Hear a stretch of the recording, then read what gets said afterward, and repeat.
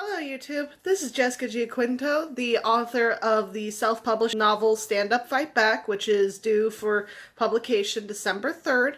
You can pre-order it on Amazon for ebook currently. I'll leave a link in the description below. And I wanted to do this tag that I found from a YouTuber, Natalia Leigh. I've been following her for the last several months, and I love her videos. I'm so happy that she finally published her first novel, Song of the Dryad, and I have it also on my to-be-read list, so all the good vibes to Natalia. You've done so well, girl. Keep working it. Don't stop. So this tag is, I think she dubbed it like the author tag, and normally you have to be tagged in those. But for me, it's like, I like that enough, so it's like, I'll do it, and then maybe I'll tag a couple of my friends and then let them know. It's like, hey, do this video. But I actually had to print it out because, well, I'm using my phone to film, so I can't exactly use it in reading. But anyway, let's move on. The first question is backstory. When and why did you start writing? How old were you? In which genres did you begin writing?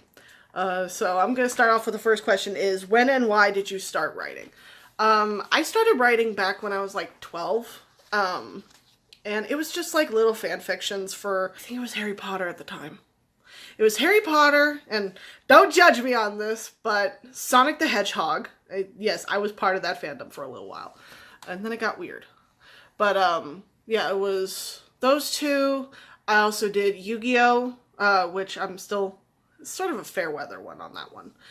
Because I only really know the original series. I don't really know the later ones. But I started writing fan fictions.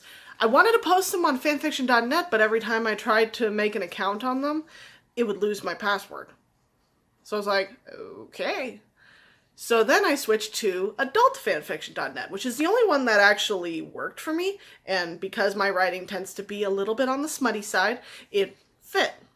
And I did have to lie about my age at the time. Now I'm 10 years older than the actual requirement, but back then I made an email address that said I was 18. How old was I? 12. And the genres that I mostly wrote in, unfortunately, were like smutty romance, which is predominantly what I still write now, but I've expanded into other areas, still with some smutty romance, because that's what I enjoy writing. Next question. Protagonist. What was your first main character like? How have your tastes / muses changed since then? Oh god. Okay, we're just gonna go off of original story here. My first protagonist that I can remember... Oh god, I just remembered it. My first, like, original character that I created, her name was Andrea Lemden. She was from a book series, I don't think it was a series, I think it was a standalone. It was a Indian romance, like Indian with white woman kind of thing. She was I gotta really pull the cobwebs out now. She was a sweet and innocent daughter of a Indian trader for a father. He would trade predominantly for pelts and other things with the Indian tribe that was near their town. And long story short, she loses her father in a horrific accident, and she is brought into the village by the Indian people.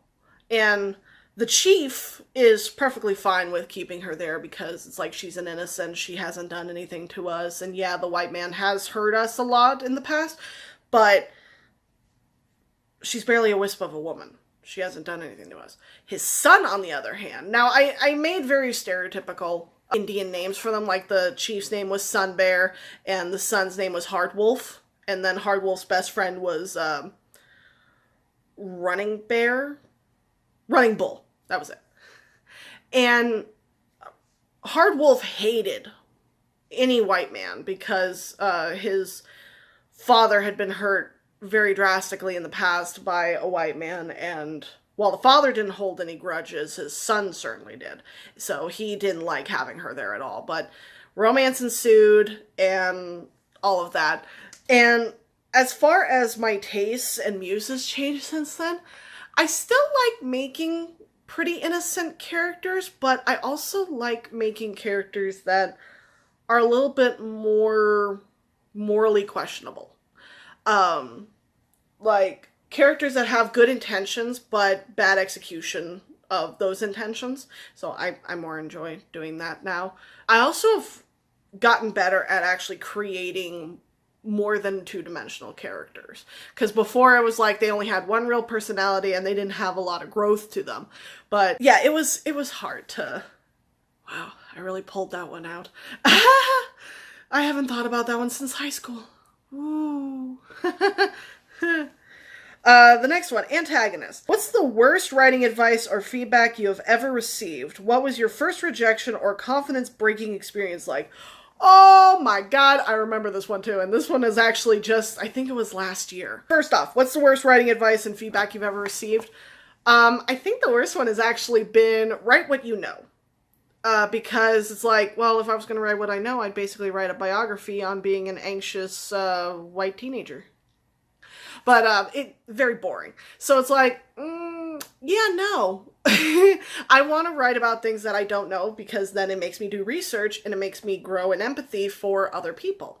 So that's why I don't like that particular advice.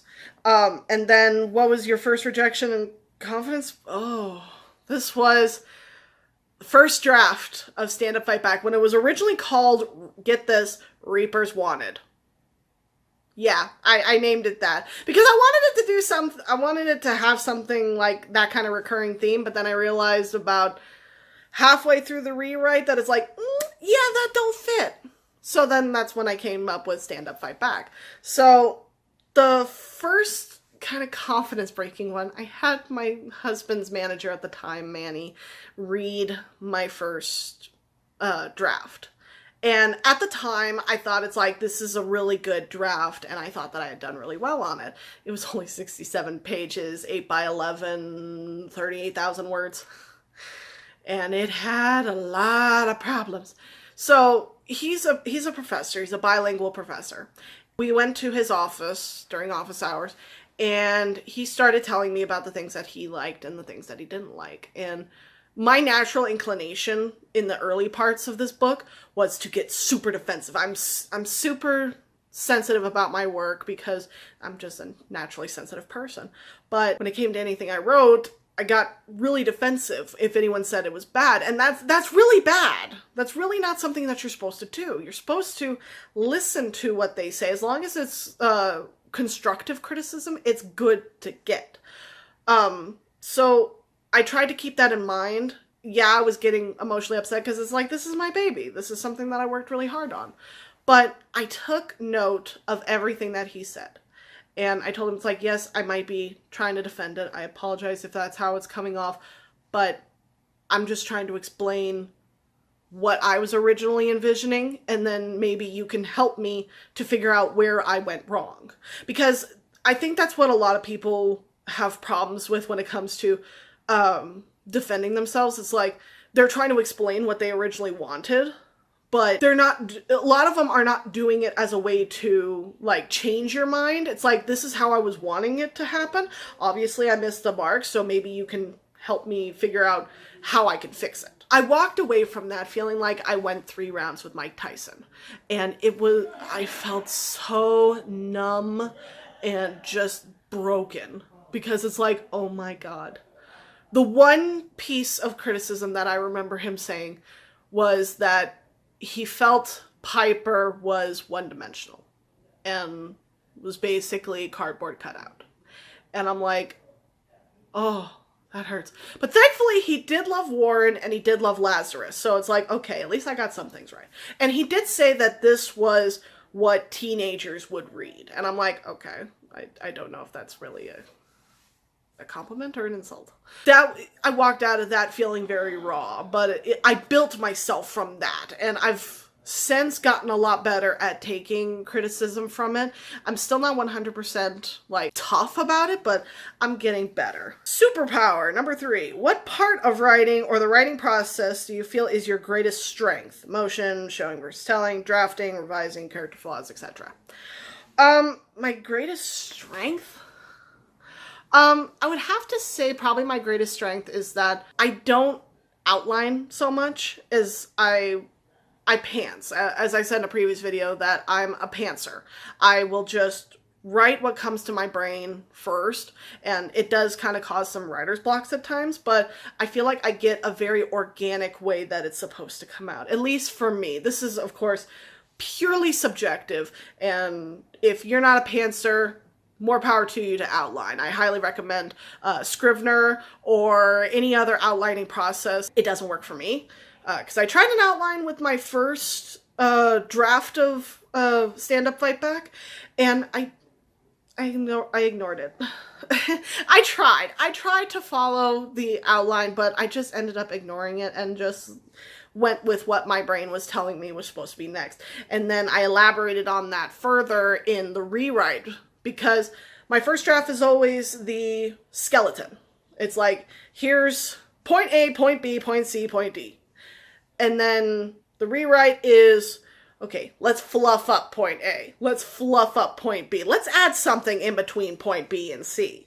So it's a lot of that. It's a lot of adding. I've actually taken out scenes from it. I've never chucked a bunch of words. I just changed it, or I got rid of an idea. I never chucked a whole bunch of words that I had written. Number 4, kryptonite. What part of writing or the writing process do you feel is your weakest? Grammar. Grammar and spelling. I suck at spelling properly.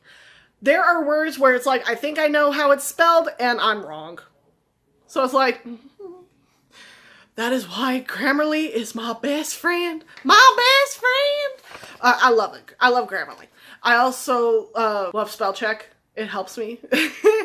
Or, like, if there's a word that I want to use, but I'm like, I don't even know how to start writing this word, I'll just pull up a internet doc, and it's like, hey, how do I spell this word? And it'll pull it up, it'll give me the definition and everything, make sure I have the right version of that word. And I'm like, yay! Like, when I sent my book out to my ARC readers, the one that came back to me said, it's like, do you realize that you spelled the word, what was it? I spelled the word angular wrong. And neither Grammarly nor spell check caught it. I'm like, how's it supposed to be spelled? And I looked it up, I'm like 2 letters off. I'm always like 2 letters off. But anyway. Number 5, training montage. What strengths or weaknesses changed over the years? Additionally, what have you done over the years to better your craft? As far as strength when it comes to the, like, writing process, when it comes to my actual drafting process, I think just to add to it, I'm actually editing, because a lot of the stuff that I used to post out on, like, adultfanfiction.net was not edited. And that was something that the commenters were always saying. It's like, you need a beta. I'm like, I know. But I'm socially awkward. I don't like asking people for help. I always had trouble with asking people for help, especially in that kind of area. So I just never edited it. It's like, send it through spell check. That's about as close to editing as I got. This is actually the most in-depth editing I've ever done for a book. So that was something that I've tried to strive to actually do. Number 6, weapon of choice. What programs have you used over your writing journey? What is your favorite right now and why? Oh God, the amount of writing programs that I have used. Okay, let's go on from this. Way back when Windows 95 and 98 were a thing, I used Notepad. And it's always standard on every computer is Notepad and WordPad. And I used those, no spell check, just bare bones writing. And I think the first thing I wrote on one of them, which is now since lost, is like a Tenchi Muyo screenplay. And I don't even remember what the hell it was about, but I remember writing it on my old computer. And that was a Windows 95 way back in the day. I have tried to use every type of Word program. I've tried Macs, I've tried Windows, I've tried like 10 different types of Windows Word, or Microsoft Word. And I've tried OpenOffice, which was the one I was using predominantly through Stand Up Fight Back. And then my version of it, because it was a free download, it got corrupted. And I'm like, great. So now I need another program because Microsoft Word you have to pay for to actually use. And I'm like, well, I need some kind of spell checking to keep me going.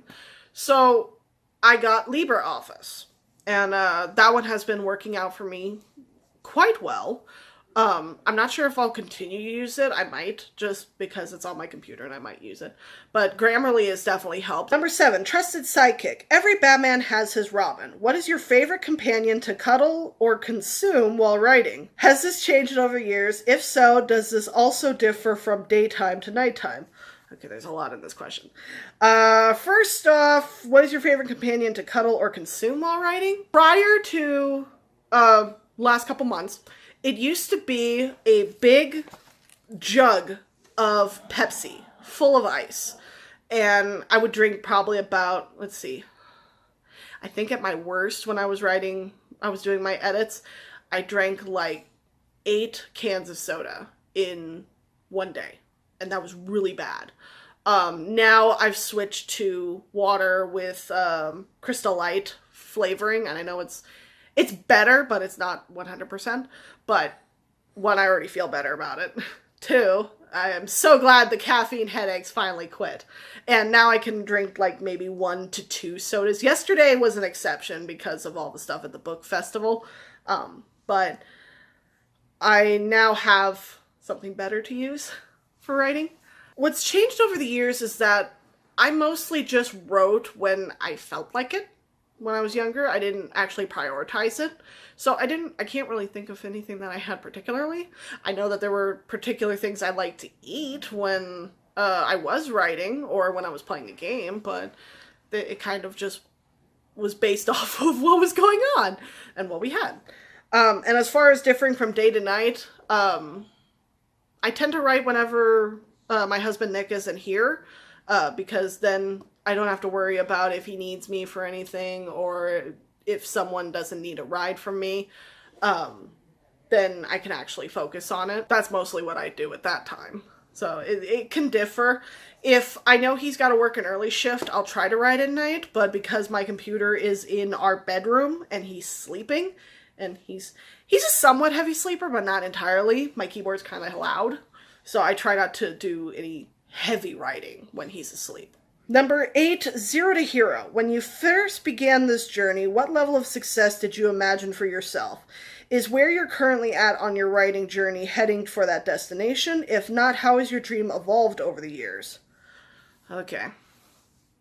First off, I want to mention that when I first started Stand Up Fight Back, I was not going to publish it. It was just a story that I had thought of, that it's like, hey, this would be an interesting story for me to write. But once I started actually writing the book, and I was going through a lot of things at my job at the time, which was as a call center representative for AAA, I was just so unhappy. And because of the type of person I am, I put 120% of myself into everything. I had so much trouble actually writing that it's like I had nothing left at the end of the day. I would just come home, and if I played a game, it was something mindless like Minecraft.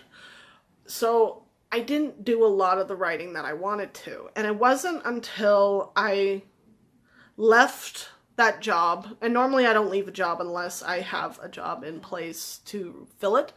This was the first time I ever actually left a job where I didn't have something in backup. So I'm like, okay, I'll start writing, I'll do this until I find a job. And then the more and more months that went by that I didn't have a job and that the interviews were getting more and more sporadic, the more I'm like, you know what? I'm just gonna write. I'm going to try to make this my job. So ever since then, a year and a half ago, actually it's almost more than a year and a half ago now, but a year and a half ago, I decided, it's like, you know what? I'm going to make this my priority, and I'm going to bust my tail to get this done. So right now, I am so happy that I am sitting where I am right now, where I have Stand Up Fight Back ready to publish. I have so many things in the works for it, and I am so happy that I have a community that I'm starting to dig into. I don't have a very large following here on YouTube yet. I have only like 9 subscribers right now, but I appreciate each one of you that are watching these and actually enjoying them, and the people who follow me on Facebook and the people who follow me on Instagram. I do really appreciate all of your support, and I hope that I can meet your expectations. Number 9, remember my name. Fame. What authors help realize your interest in or passion for writing? What books help shape your writing style, genre choice, or tastes? This is actually a multi-author one. The first one that really got me into reading is J.K. Rowling's Harry Potter series. I think that could probably be for a lot of people. The ones that really got me into the romance aspect of it is actually Sandra Brown. And she's written a bunch of adult romance novels, and I had more of them than I do now, but I kept the ones that I really liked. And then as far as writing really interesting characters, that would have to go to Lindsay Sands and her Argenyu series. And I loved her characters. I also loved Sherilyn Kenyon's Dark Hunter series.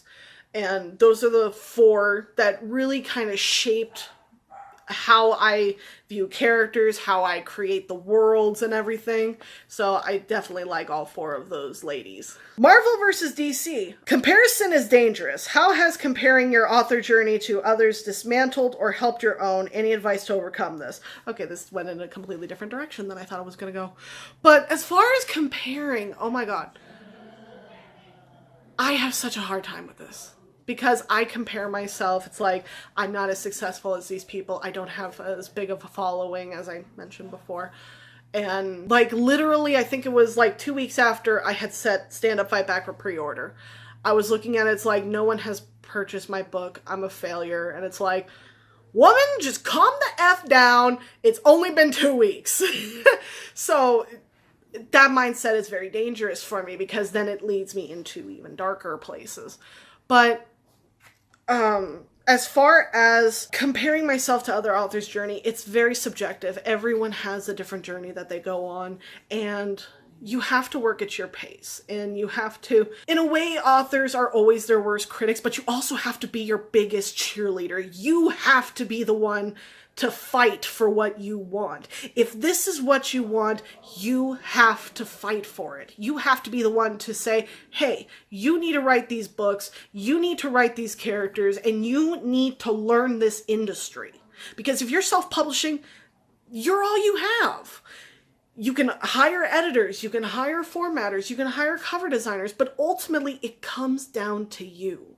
It comes down to you having the strength within yourself to fight for what you want, which is why I actually titled my book, Stand Up, Fight Back. Basically, stand up and fight for what you want. And that's actually the big theme of the series, is even though things will knock you down and stomp you into the dirt, do not give up. Just keep fighting. And once again, I am standing on my soapbox and I need to get off. The obligatory love interest. Looking back on your earliest projects, what genres have you grown to love or to hate to write? I hate horror. I like dark things, but I hate horror because horror freaks me out. And one big reason for this is that it causes that knot to form in your stomach, like if you were to tell someone a lie. For me, that knot is just so uncomfortable. I hate it. I hate that feeling because it's also the same feeling I get with my anxiety. It's like, why do I want to continuously give me that kind of feeling? So I hate horror. I don't write it. I tried to write it a couple of times when I was younger and I'm like, no, not doing it. So obviously that one was like, no. But I have grown to love sci-fi. Now, it's because I'm a big Star Trek nerd. I've never really been into Star Wars, but my husband is, and he's been trying to get me into it for years. But Star Trek was definitely the one that I really enjoyed. Number 12, arch nemesis. What are the most common excuses you've given yourself or outside forces you've overcome that prevent or prevented you from writing your story or crush your confidence?